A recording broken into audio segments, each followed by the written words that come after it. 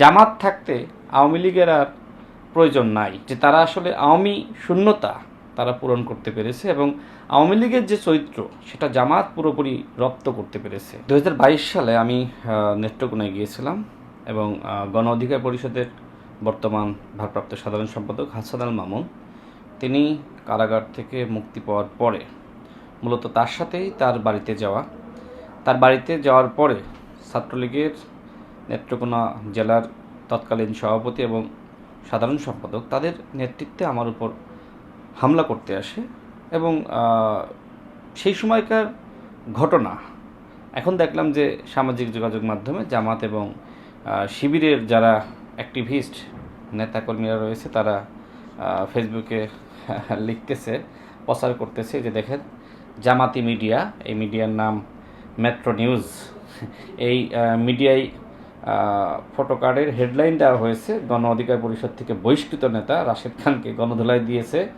বিএনপির নেতাকর্মীরা। দেখেন, আমি প্রথমত গণ অধিকার পরিষদ থেকে বহিষ্কৃত হয়নি, নুরুল হক নূরের সাথে এবং শীর্ষ নেতৃবৃন্দ তাদের সাথে আলোচনার ভিত্তিতেই আমি বিএনপিতে যোগদান করেছি। আরেকটা আইডিতে লেখা হয়েছে নাজিফা খাতুন, একজন ছাত্রী সংস্থার কর্মী, তিনি লিখেছেন যে রাশেদ হুজুরকে নাকি গণধোলাই দিয়েছে বিএনপির কর্মীরা।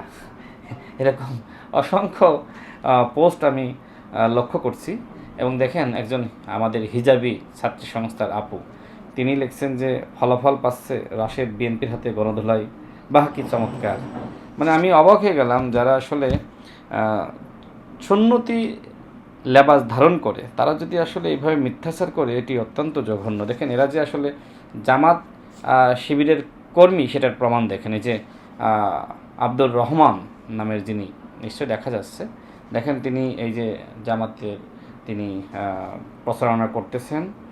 এছাড়া তিনি যে ফেসবুকে পোস্ট করেছেন, যে দেখেন মানে কতটা আসলে এরা ঘৃণ্য।